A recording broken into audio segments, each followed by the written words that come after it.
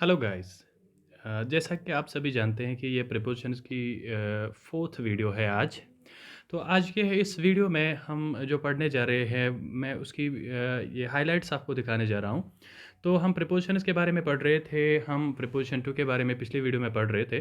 तो आज उसी टू की कुछ और यूज़ेज़ को हम जानने की कोशिश करेंगे और उसके बाद हम यहाँ पे कुछ और प्रीपोज़िशंस के बारे में थोड़ा-सा जान लेंगे। जैसे हमारा है फ्रॉम है, ओवर है और इसके बाद हमारा जो है अंडर और बिलो है और इसके बाद जो अंडर और बिलो की कुछ स्पेशल यूज़ेज़ है तो उनके बारे में यहाँ पर बात करेंगे। लेकिन सबसे पहले हम आ जाते हैं।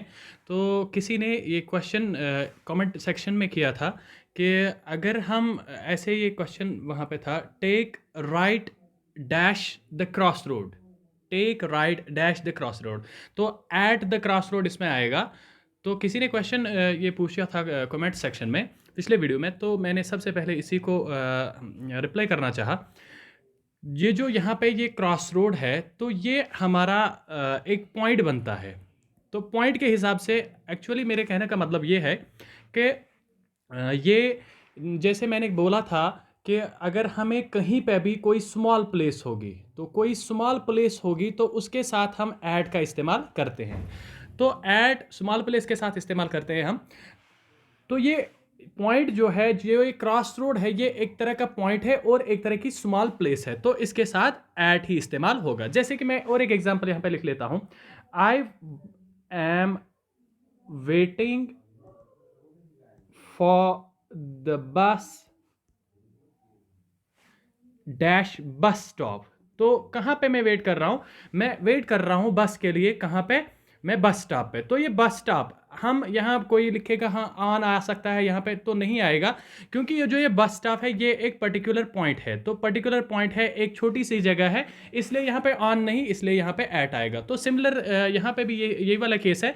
तो ये जो है take right dash the cross road, तो ये क्रॉस रोड जो है ये हमारा एक पॉइंट बनता है, एक स्पेसिफिक पॉइंट बनता है। तो इस हिसाब से यहाँ पे भी एट का ही इस्तेमाल होगा।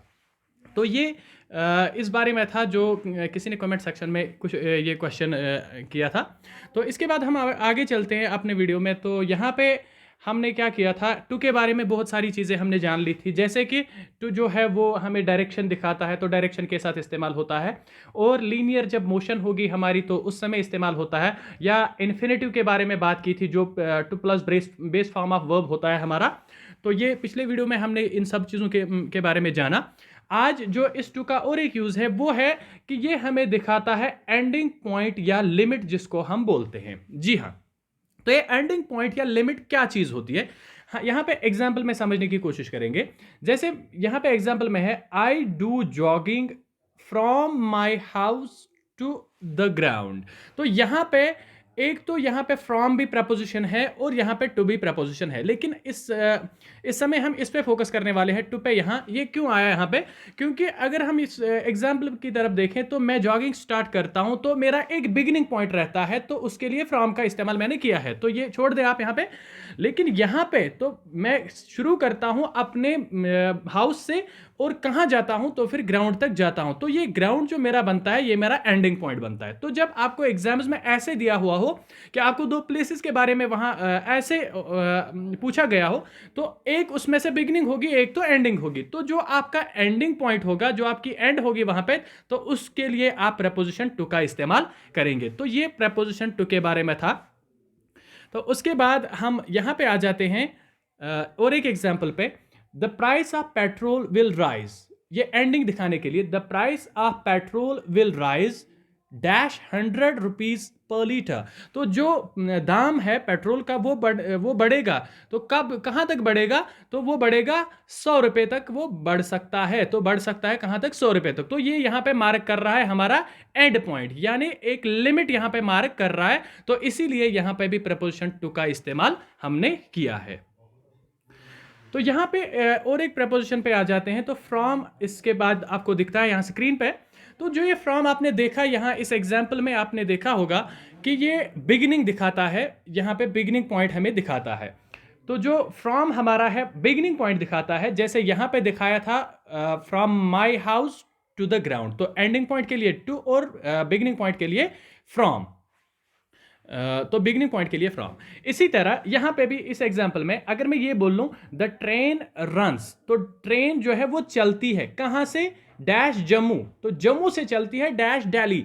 तो जम्मू इसका है इस सेंटेंस में, यहाँ पे इसकी बिगिनिंग है और ये जो दिल्ली है यहाँ पे इसकी एंडिंग है। हाँ ठीक है, कोई ये भी बोल सकता है नहीं ये तो ट्रेन तो जाती होगी, ये तो भोपाल भी जाती होगी शायद, ये तो कन्याकुमारी भी जाती होगी शायद, लेकिन हमारे इस सेंटेंस में तो यहाँ तक ही जाती है, ये तो जम्मू से ही जम्मू से दिल्ली तक ही इस सेंटेंस में जाती है। तो हमें फोकस इन्हीं दो जगहों पे यहाँ पे करना है। तो यहाँ पे हमारा जम्मू दिया है पहले, तो ये हमारा बिगिनिंग पॉइंट रहेगा, इस हिसाब से यहाँ पे फ्रॉम आएगा। और यहाँ पे ये दिल्ली जो है ये हमारा इसमें एंडिंग है दिया हुआ है, तो यहाँ पे टू का हम इस्तेमाल करेंगे।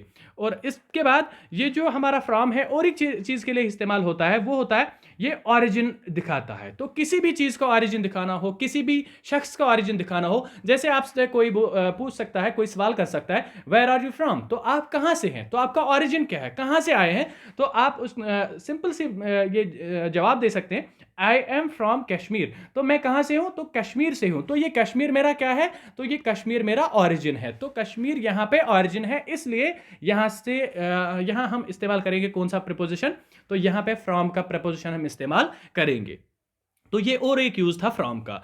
और इसके बाद और एक यूज है फ्रॉम का, जैसे आप देख रहे हैं यहाँ पे, तो ये हमारे फ्रॉम हमें कॉज भी दिखाता है, ये हमें कॉज दिखाता है हम कि कॉज क्या था, हाँ वजह क्या थी। जैसे यहाँ पे he died from corona virus, तो उसके मरने का सबब क्या बना, उसके मरने का कारण क्या बना यहाँ पे, तो वो किस कारण मरा, क्योंकि वो कोरोना वायरस के कारण मरा। तो यहाँ पे ये कॉज दिखा रहा है। इसी तरह अगर दूसरी एग्जांपल में यहाँ पे फोकस करेंगे, तो ये यहाँ पे बोल रहा है ही इज सफरिंग, तो वो सफर कर रहा है किससे, डैश ल्यूकमिया। तो ल्यूकमिया एक तरह का कैंसर होता है, तो एक टाइप ऑफ कैंसर है ये ल्यूकमिया।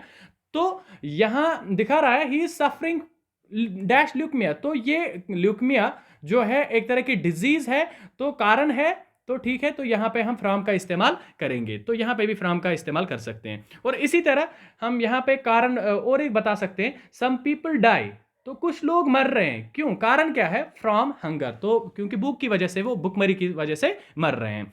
तो कॉज अगर आपको बयान करना होगा किसी सेंटेंस में, तो उसके लिए भी आप फ्रॉम का इस्तेमाल करेंगे। तो मैंने और एक चीज बताई थी आपको, अगर आप को याद होगी शायद, सिंस भी हमने सिंस रीजन के लिए इस्तेमाल किया था, तो शायद किसी को लगेगा कि यहां पे भी शायद सिंस आएगा, तो नहीं आने वाला है, क्योंकि वो तो अलग सी बात थी, वो एक दूसरी वो एक्शन के लिए इस्तेमाल होता था। और यहां पे आप मोस्ट ऑफ द केसेस जब ऐसे होंगे, जब आपको ये कारण यहां पे देना होगा जिसका फ्रॉम यूज होगा, तो यहां पे आपको मोस्ट ऑफ द टाइम ऐसी डिजीज के ही बारे में, मोस्ट ऑफ द टाइम्स, ये ऑलवेज तो नहीं होगा, लेकिन मोस्ट ऑफ द टाइम्स आपको डिजीज के ही बारे में पूछा जाएगा, तो एग्जाम्स में ऐसे ही आएगा। उसके बाद है हमारा और एक यहाँ पे प्रपोजिशन, बहुत ही इंपॉर्टेंट प्रपोजिशन है। तो ये हमारा प्रपोजिशन ये है ओवर है, ओवर। जैसे कि आप जानते हैं, तो अगर हम देख लें COVER, तो ये हमारा कवर बनता है। अगर इस कवर में से हम ये C काट लें, तो वहां से निकलता है ओवर। तो इसका मतलब सबसे पहले कि ये प्रपोजिशन तभी आएगा जब किसी चीज को कवर करेगा, क्योंकि कवर में से ये निकला है। तो यहां क्या करेगा, तो जब ये किसी सरफेस को फुली कवर करेगा, तो किसी सरफेस को जब ये फुली कवर करेगा, किसी सरफेस को फुली कवर करेगा, तो उस समय हम ओवर का इस्तेमाल कर सकते हैं। और इसी तरह जब इसका सेंस निकल आए के ऊपर, तो जब इसका सेंस निकल आए के ऊपर, जैसे एग्जाम्पल में आपको क्लियर होगा, एग्जाम्पल में हमने दिया है the birds of flying dash the ocean, तो जो ये पक्षी है, ठीक है, तो ये फ्लाई कर रहे हैं, ये उड़ रहे हैं, कहां से उड़ रहे हैं, ओवर द ओशन, तो ओशन के जो ये समुद्र है इसके ऊपर उड़ रहे, तो ये के ऊपर यहां पे भी इसका सेंस आ गया। तो यहां पे के ऊपर जब ये सेंस आ जाए कहीं पे, आई मीन टू से जब टॉप, यानी जब इसकी लेवल आ जाए टॉप पे, तो उस समय आप ओवर का इस्तेमाल कर सकते हैं। तो यहां पे ये चीज भी याद रखनी है कि जब हमने ये ओवर का इस्तेमाल किया, तो इसमें और एक चीज थी कि ये कवर करता है। तो यहां पे तो टॉप का ये यूजेज है इसका कि के ऊपर का सेंस आएगा। तो दूसरा यूजेज जो है इसका वो ये है कि जब ये प्रपोजिशन का इस्तेमाल होगा, तो तब उस समय इसकी मीनिंग ऐसी निकलनी चाहिए कि ये कवर कर रहा होगा, ठीक है, और कवर ऐसे कर रहा होगा तो ये उस चीज के साथ कांटेक्ट में होगा, उस चीज को टच कर रहा होगा। जैसे आप यहां पे एग्जांपल में समझ लेते हैं, द श्राउड, श्राउड हम बोल लेते हैं कफन को, the shroud was lying dash the dead body. तो जो श्राउड था, जो कफन था, वो कहां पे लाई कर रहा था? तो हम सभी लोग जानते हैं कि जो कफन होता है वो तो डेड बॉडी के ऊपर होता है और उसकी बॉडी के साथ टच में होता है। तो जब उसकी बॉडी के साथ टच में होता है, और आप अगर देखेंगे जो ये डेड बॉडी होती है उसके सारे जिस्म पे ये कफन होता है, तो ये उसकी होल सरफेस को कवर कर लेता है। तो इसीलिए यहां पे प्रपोजिशन ओवर का इस्तेमाल हुआ है। तो ये चीज आप ध्यान में रखिएगा कि ये ओवर तब इस्तेमाल होता है अगर कोई सेंस के ऊपर का सेंस निकल आए, या अगर हम किसी चीज को ऐसे कवर करें कि कुछ भी ना बचे, तो और वो चीज जो है वो उसके कांटेक्ट में भी हो, उसको टचिंग हो, तो वहां पे हम ओवर का इस्तेमाल कर सकते हैं। इसी तरह अगर यहां पे और एक एग्जांपल से जान लेते हैं, आई पुट माई हैंड्स, मैंने अपने हाथों को मैं क्या कर रहा हूं, अपने हाथों को, मैं अपने हाथों को क्या कर रहा हूं, अपने ईयर्स पे, अपने कानों पे रख रहा हूं। तो आप अपने हाथों को अपने कानों पे रख के देखें तो आपके कान जो है वो गायब हो जाएंगे आपके हाथों के नीचे। तो यहां पे भी होल सरफेस कवर हो रही है और टचिंग भी है, तो हम यहां पे भी ओवर का इस्तेमाल कर सकते हैं। और तीसरी चीज जो के ऊपर का सेंस ये यहां से निकल रहा है, तो यहां पे है आई स्प्रेड अम्ब्रेला। तो मैंने क्या किया, शायद बारिश पड़ रही थी, तो मैंने क्या किया, तो मैं छाता अपने साथ ले लिया था। तो क्या किया मैंने, आई स्प्रेड अम्ब्रेला, तो मैंने अम्ब्रेला को खोल दिया। कहां पे, ओवर माई हेड, तो अपने हेड के ऊपर। तो इस समय ये टचिंग में नहीं था, लेकिन इस समय इसका सेंस आता है के ऊपर। तो अपने जो हेड के, अपने सर के जो ऊपर मैंने ये अम्ब्रेला खोल दिया। तो जब इसका के ऊपर का सेंस आ जाए या किसी चीज को कवर करता होगा, तब ओवर प्रीपोजिशन का आपको इस्तेमाल करना है। और इसी तरह ये ओवर प्रीपोजिशन जो है आपको कभी कभार इसकी प्रीफिक्सेशन होती है। तो जब इसकी प्रीफिक्सेशन आई मीन टू से, आपके पास कोई रूट वर्ड होता है, आपके पास कोई रूट वर्ड होता है, तो आप उसका प्रीफिक्स ऐड कर लेते हैं। जैसे हमारे पास अगर वर्ड लाइक है, तो अगर हम इसके, ये हमारा रूट वर्ड है, तो लाइक के आगे हम क्या डालेंगे, हम डालेंगे डिस। इसमें यहां पे एक प्रीफिक्स है डिस। तो लाइक का मतलब पसंद करना, डिसलाइक का मतलब नापसंद करना। तो पसंद से नापसंद कैसे बना, जब हमने इस लाइक के आगे डिस लगा लिया, तो यहां से इस रूट वर्ड लाइक के आगे डिस लगा लिया, तो ये प्रीफिक्सेशन होती है। और इस सारे प्रोसेस को हम एफिक्सेशन बोलते हैं। तो बहुत ही लंबा प्रोसेस है, इसमें बहुत ही ज्यादा ये मॉर्फीम्स का ख्याल रखना पड़ता है। तो फिर वो किसी दूसरी वीडियो में हम जानने की कोशिश करेंगे। लेकिन यहां पे क्या है कि जो ओवर है, कभी कभार ये हम एज अ प्रीफिक्स इस्तेमाल कर लेते हैं।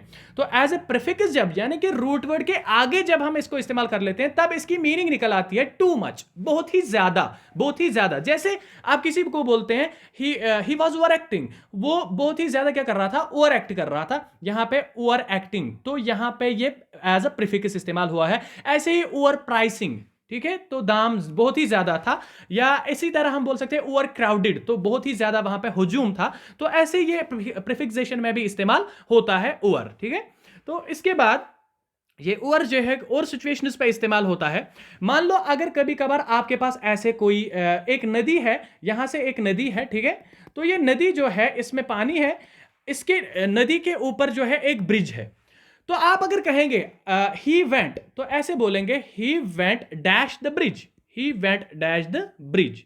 तो क्या बोलेंगे, तो आप उस समय बोलेंगे he went across the bridge, sorry he went over the bridge. तो आप बोलेंगे he went over the bridge. क्यों बोलेंगे he went over the bridge, क्योंकि यहां पे जो है ये ओवर का और एक यूजेज है। जो ओवर हमें यूज करना है वो कभी करना है जब आप एक सरफेस, यानी एक सरफेस से जाके दूसरी सरफेस तक जाएंगे। तो ये हमारा एक सरफेस था, ये सरफेस 1 था, ये सरफेस 2 है।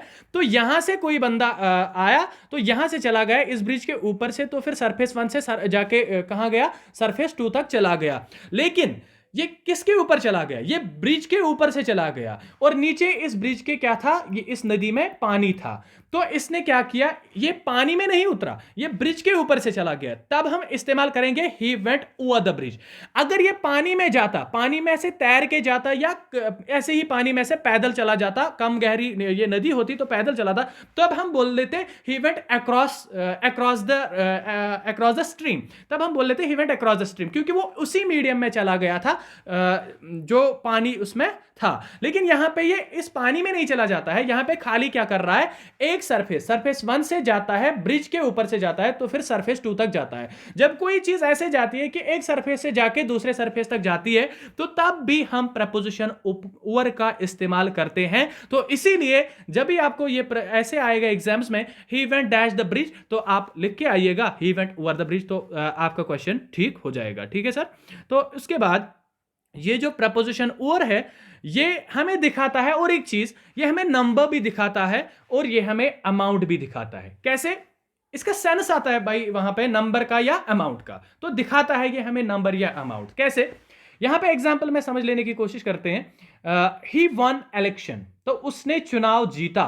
ही won election with over 200 votes, तो उसने इलेक्शन जीता कितने वोटों से? उसके पास 200 वोट्स जो थे वो ज्यादा थे।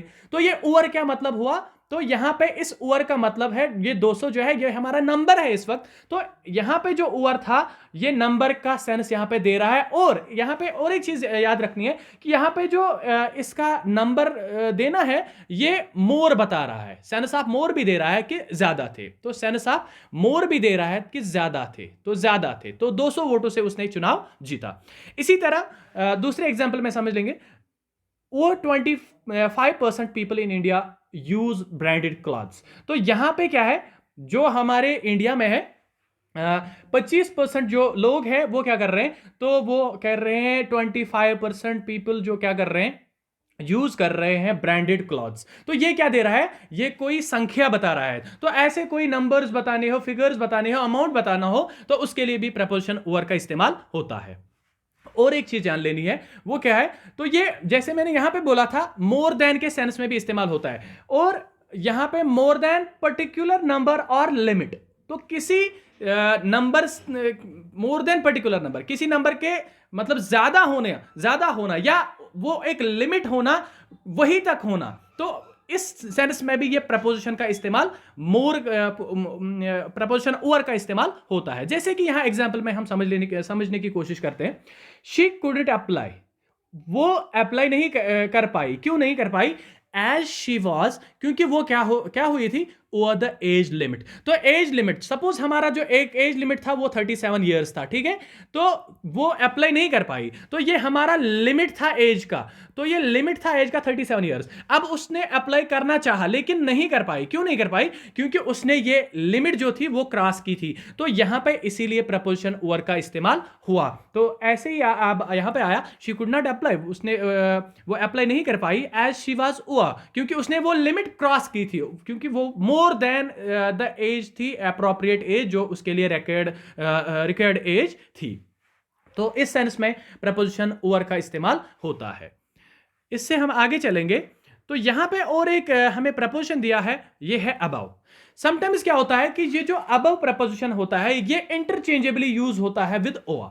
तो जहां पे प्रपोजिशन ओवर आएगा वहां पे अबव भी आएगा, लेकिन इनमें जो अंतर है, इनमें जो डिफरेंस है वो यहां पे हम जानने की कोशिश करेंगे। तो सिमिलर टू ओवर है, ये ओवर के जैसा ही है, लेकिन किन जगह कई कबार ये कई जगहों पे क्या कर रहा है, ये उससे डिफर होता है। तो कौन सी वो चीजें हैं जहां पे डिफर होता है, तो वो जानने की यहां पे कोशिश करेंगे। जैसे आपने ओवर के बारे में देखा कि वो आपको क्या देता है, वो आपको दिखा रहा है कहीं पे टॉप, यानी कि जैसे मैंने बोला था के ऊपर, ठीक है, तो कहीं पे आपको वो टॉप दिखाता है के ऊपर। तो ये भी दिखाता है टॉप, अबो भी दिखाता है टॉप के ऊपर, यानी हायर लेवल दिखाता है।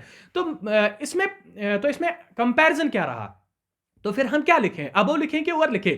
लेकिन यहां पे एक चीज ध्यान में रखनी है कि जब आपको अबो का इस्तेमाल करना होगा, ओवर जब आपको इस्तेमाल करना होगा, तो वहां पे आपको एक ही जगह के बारे में बोला गया होगा, ठीक है, एक ही चीज के बारे में बोला गया होगा, ठीक है। लेकिन यहां पे क्या होगा, इस अबो में दो चीजों को कंपेयर कर रहा है, दो चीजों को क्या कर रहा होगा। तो क्वेश्चन आपको ऐसे एग्जाम में आएगा कि उसमें वहां पे कंपैरिजन दिया गया होगा दो चीजों के दरमियान। जैसे कि यहां पे समझ लेने की कोशिश करते हैं, दे बिल्ड हाउसेस, तो वो बना रहे हैं मकान, कहां से, अबव द सी लेवल। तो सी लेवल से क्या, ऊपर बना रहे हैं, तो सी लेवल से ऊपर। तो हमारे पास दो लेवल्स आ जाती हैं, कौन कौन सी, अगर हम मान ले ये हमारा समुद्र है यहां पे, ठीक है, तो ये समुद्र है हमारा, तो इसकी एक लेवल है, लेवल 1 है। तो ये बिल्ड क्या कर रहे हैं, तो ये लेवल यहां तक है इसकी, तो ये क्या कर रहे हैं, ये इस लेवल से ऊपर, इस सतह से ऊपर अपने मकान जो है वो तामीर कर रहे हैं। तो ये लेवल 1 है, ये लेवल 2 है।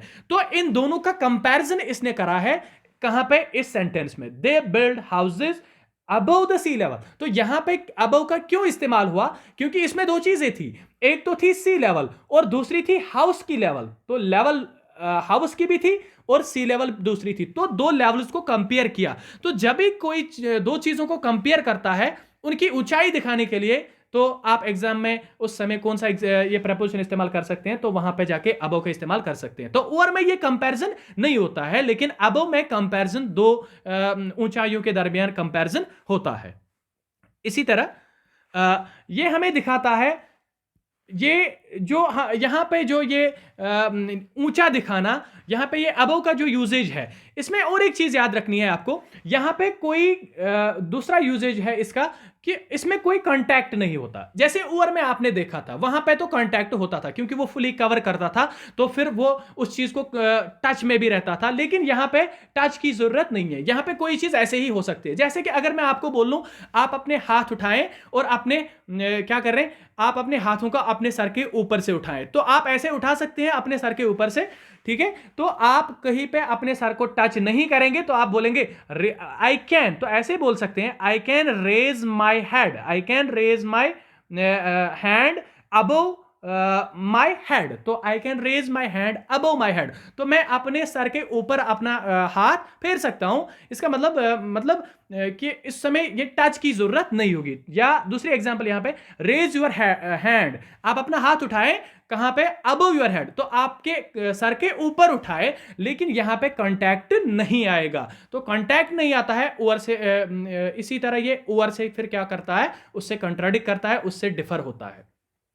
तो ये जो हमारा अबव प्रपोजिशन है, ये टेम्परेचर दिखाने के लिए भी इस्तेमाल होता है। जैसे अगर यहां पे एग्जांपल की तरफ हम देखेंगे, द टेम्परेचर इन जम्मू, जो तापमान कहां है, जम्मू में है, इज, वो क्या है, अबव 30 डिग्री। तो यहां ये 30 डिग्री क्या है, ये हमारा टेम्परेचर है। तो ऐसे जब टेम्परेचर दिखाना होगा तो वहां पे क्या है, तो अबव का इस्तेमाल हम कर सकते हैं। इसी तरह हमारे पास और प्रपोजिशंस है, under and below. Under and below, इन दोनों में आपको क्या याद रखना है, ये अंडर एंड बिलो जो है ये रिवर्स है। रिवर्स है किनके, एक है ओवर का और दूसरा है अबव का। जैसे ओवर कवर करता था ऊपर की तरफ, उसी तरह इसी को अब आप डाउनवर्ड डायरेक्शन में ले जाएं। अगर आप ओवर क्या कर रहा था, ये कवर कर रहा था ऊपर से, अगर कोई चीज अब नीचे से कवर कर रही होगी तब फिर अंडर का इस्तेमाल होगा। तो यहां पे क्या है, बिल्कुल ये रिवर्स है, अंडर और बिलो ये रिवर्स है किनके, ये अपोजिट है किनके, ये कॉन्ट्ररी है किनके, एक तो है ये है ओवर का और ये है अबव का। तो इन्हीं दो चीजों को आप, वो ऊपर की तरफ से कुछ चीजें बता रही थी, तो ये नीचे की तरफ से बताएंगे। जैसे कि हम यहां पे समझने की कोशिश करेंगे। फॉर एग्जाम्पल, अगर मैं यहां पे लिख लूं the cat is under the table, तो एक बात आपको याद रखनी है, द कैट इज अंडर। तो क्यों अंडर का इस्तेमाल हुआ है, जब भी कोई चीज होगी किसी 3 डायमेंशनल ऑब्जेक्ट, तो यहां पे है कोई भी 3 डायमेंशनल ऑब्जेक्ट जो होगा, लेंथ ब्रेड्थ और हाइट जिसकी होगी। मान लेते हैं हम एक टेबल लेते हैं, ठीक है। तो हम क्या करेंगे, एक टेबल है, इसके नीचे हम किसको रखेंगे, एक कैट को रखेंगे। तो ये टेबल के नीचे कैट है, ठीक है। तो ये टेबल जो है इसकी तो लेंथ ब्रेड्थ और हाइट है, तो ये टेबल एक 3 डायमेंशनल ऑब्जेक्ट है और इसके नीचे क्या है, कैट है। तो जब कोई चीज ऐसे 3 डायमेंशनल ऑब्जेक्ट के नीचे होगी तब हम अंडर का इस्तेमाल करते हैं। तो सिंपल सी बात है। तो इसी तरह अगर हम यहां पे भी समझे, द सॉक्स, तो जो मोजे हैं, आ अंडर द बेड, तो वो कहां है, बेड के नीचे हैं। तो ये बेड जो है ऑब्वियसली ये क्या है, तो ये 3 डायमेंशनल ऑब्जेक्ट है। तो इसके नीचे जब कोई 3 डायमेंशनल ऑब्जेक्ट के नीचे जब कोई चीज होगी तो उसको हम बोलते हैं ये अंडर है, अंडर है उस समय, ठीक है। तो यहां पे और एक चीज ध्यान में रखनी है, वो ये कि अगर हम यहां पे आ जाएं, ये जो हमारा अंडर प्रपोजिशन है, इसमें क्या आ सकता है, इसमें टच भी आ सकता है, क्योंकि मैंने बोला कि ये रिवर्स है किसका, ओवर का है, अपोजिट है ओवर का। तो जैसे ओवर में टच आता था, जैसे ओवर में कांटेक्ट आ जाता था, वैसे ही इसमें भी कांटेक्ट आएगा, लेकिन डाउनवर्ड डायरेक्शन में। उसमें ओवर में जो कांटेक्ट था ओवर में भी कांटेक्ट था, लेकिन कहां, अपवर्ड डायरेक्शन में। तो यहां पे भी, यहां अंडर में भी क्या आएगा, कांटेक्ट आएगा, लेकिन कहां, डाउनवर्ड डायरेक्शन में। तो ये चीज याद रखनी है क्योंकि उसका रिवर्स है, ठीक है, उसका अपोजिट है। तो यहां पे टचिंग होगी लेकिन नीचे की तरफ से, ठीक है। जैसे कि हम बोल लेते हैं, अगर हम एग्जाम्पल यहां पे समझने की कोशिश करेंगे एग्जाम्पल से, the rack of the Titanic.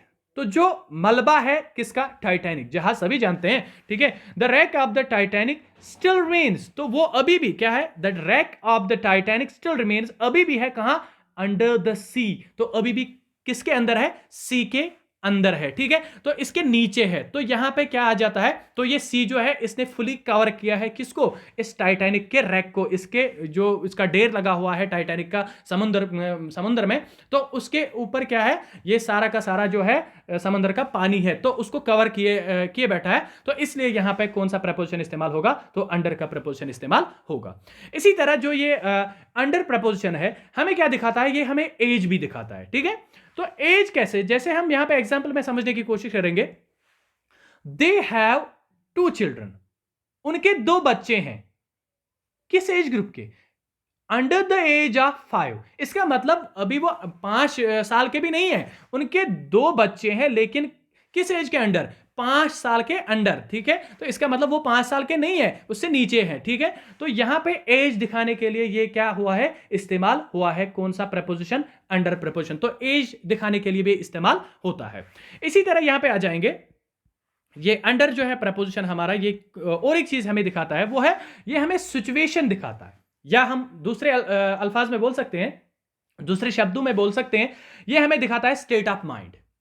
तो हमारी जो जहनी कैफियत वो ये बयान करता है। कैसे बयान करता है, एग्जाम्पल से क्लियर होगा, he is under a lot of pressure. तो वो क्या है, बहुत ही ज्यादा स्ट्रेस में है, बहुत ही ज्यादा प्रेशर में है। तो ये प्रेशर क्या है उसका, यहां पे ये है, ये स्टेट ऑफ माइंड है। तो ये स्टेट ऑफ माइंड है यहां पे। तो ये स्टेट ऑफ माइंड जब आपको कॉन्सेप्ट आ जाएगा किसी एग्जाम्पल में, किसी भी आपके क्वेश्चन में, तो आप वहां पे कौन सा प्रपोजिशन इस्तेमाल करेंगे, अंडर प्रपोजिशन इस्तेमाल करेंगे। तो इसी तरह और एक यूज है इसका, ये भी इस्तेमाल होता है एज अ प्रीफिक्स। तो जैसे वहां पे प्रीफिक्स होता है, यानी रूट वर्ड के, अगर कोई रूट वर्ड होगा तो उसके आगे इस्तेमाल होगा, ठीक है। लेकिन कौन सी चीज जाहिर करने के लिए, वीकनेस, कमजोरी जाहिर करने के लिए।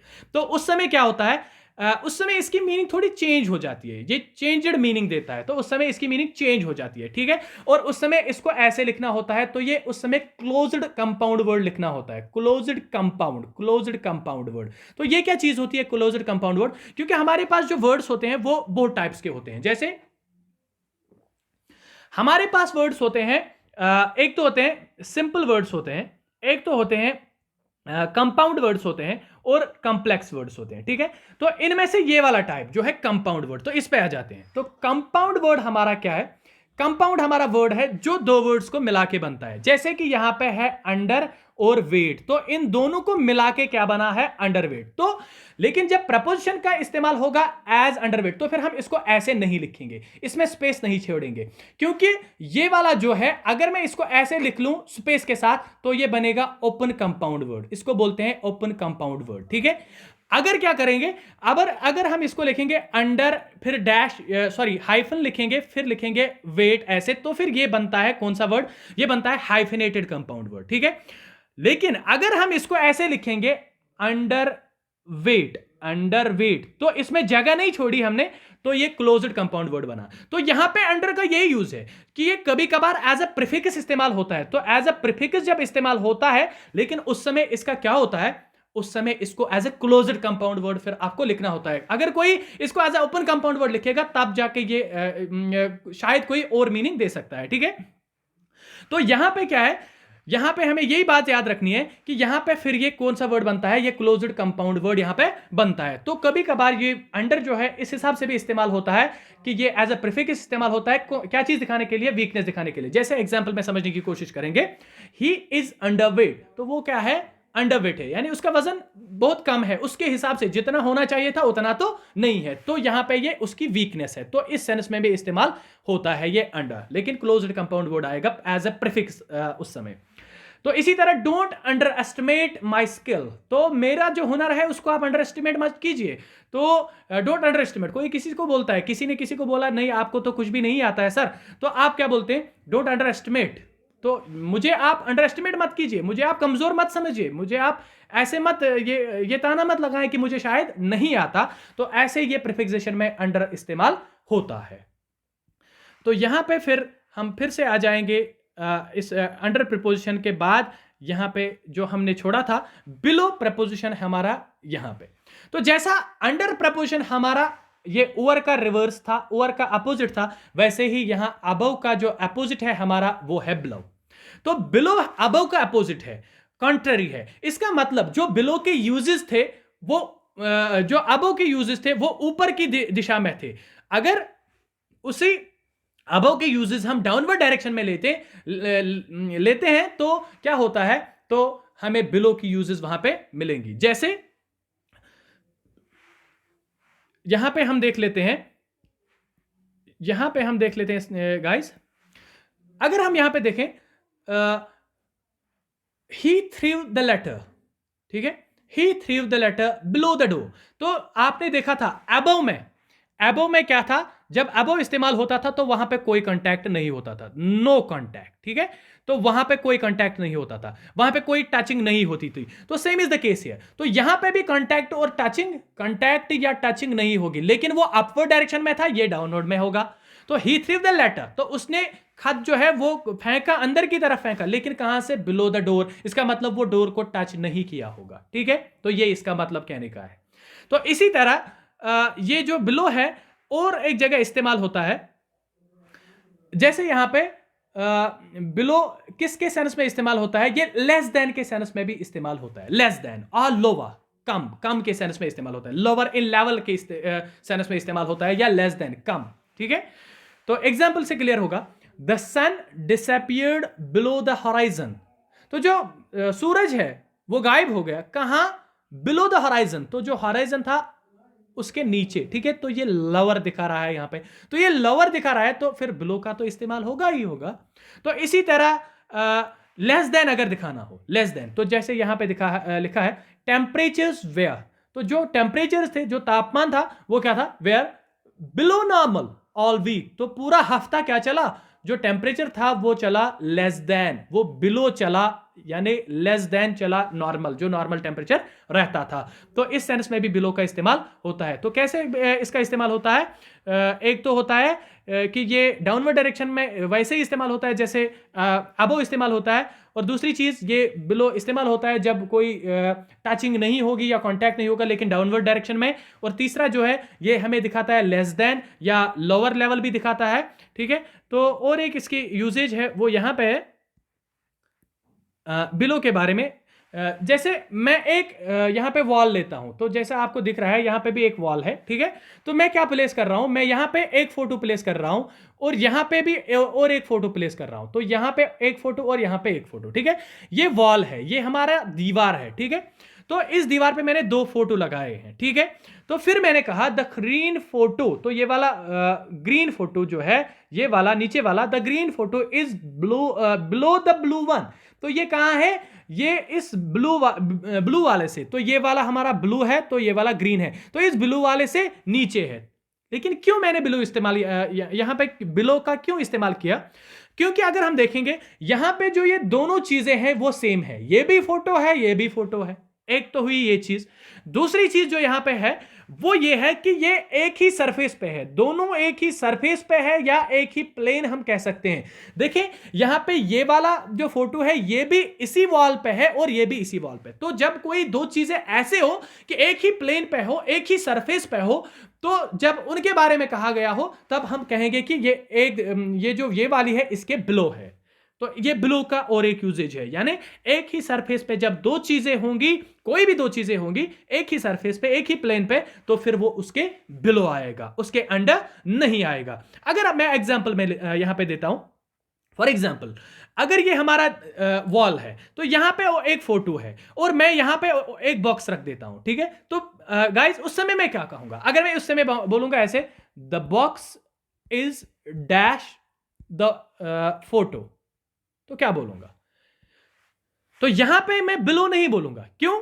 क्योंकि ये वाला जो ये बॉक्स है, ये इस सरफेस पे नहीं है, ये अलग सरफेस पे है, ये फ्लोर पे है शायद, तो ये क्या है, ये दीवार पे टंगा हुआ है, तो यहां पे अंडर का इस्तेमाल होगा, तो यहां पे अंडर का इस्तेमाल होगा, तो यहां पे मैं कह सकता हूं the box is under the photo, क्यों? इसके नीचे है, इसके नीचे है, ठीक है, लेकिन इस सरफेस पे नहीं है, तो इसीलिए अंडर का इस्तेमाल होगा। अगर इसी सरफेस पे होता, अगर ये सरफेस यहां तक ले जाए, तो फिर हम कहेंगे द बॉक्स इज क्या, बिलो द फोटो, क्योंकि फिर तो यहां पे क्या आ जाएगा, इसी सरफेस पे आ जाएगा, तो सेम चीज होगी, या इसी सरफेस पे होना, एक ही प्लेन पे होना, तो इन सूरतों में क्या करते हैं हम, ऐसी सूरत में हम बिलो का इस्तेमाल करते हैं, ठीक है। तो आगे चलते हैं।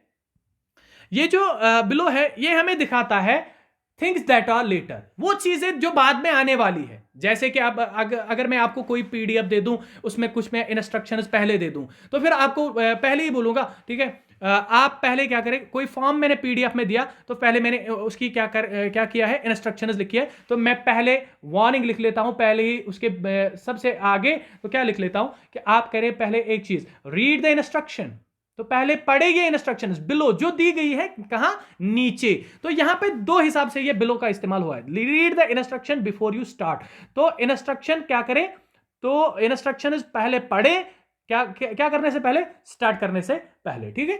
तो यहां पे दो चीजें हैं जिससे ये बिलो का इस्तेमाल यहां पे हुआ है, एक तो जो मैंने आपको चीज दी है, जो मैंने आपको फॉर्म दिया है, तो एक ही सरफेस है, तो उसी सरफेस पे ये लिखा भी हुआ है, और उसी सरफेस पे इंस्ट्रक्शंस भी लिखी हुई है, तो एक ही सरफेस पे दोनों चीजें हैं, ठीक है, तो इस हिसाब से बिलो आएगा।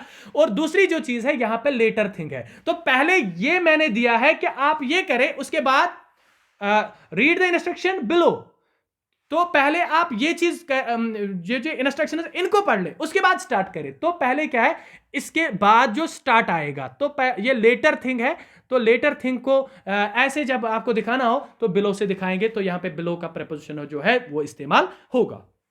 इसी तरह तो यहां पे ये हमें और एक चीज दिखाता है, in relation to a reference point, in relation to a reference point, इसका मतलब ये एवरेज भी हमें दिखा सकता है, लेकिन यहां पे क्या होगा, यहां पे इसका सेंस लेस में आएगा, जैसे कि मैंने पहले भी बोला था, तो लेस में आएगा सेंस यहां पे, कैसे, साहिल डिड नॉट गेट एडमिशन, तो साहिल को एडमिशन नहीं मिला, क्यों, because his marks were below the cut off, below the college cut off, क्योंकि जो उसके मार्क्स थे वो नीचे थे, तो लेस थे, कम थे, तो नीचे थे किसके, जो कट ऑफ था। सपोज 100 आउट ऑफ 100 हमें मार्क्स थे, तो क्या थे, आउट ऑफ 100 मार्क्स थे, तो साहिल ने क्या किया, साहिल ने 65 स्कोर किया, ठीक है, तो जो वहां पे क्या था, जो वहां पे कट ऑफ था वो 70 रहा, ठीक है, तो ये 70 हमारा क्या बना, ये हमारा रेफरेंस पॉइंट बना, तो ये रेफरेंस पॉइंट जो है इसको क्या करना है, तो ये हमारा कट ऑफ यहां पे है, तो ये रेफरेंस पॉइंट बना, ठीक है, तो साहिल ने वो रेफरेंस पॉइंट पार नहीं किया,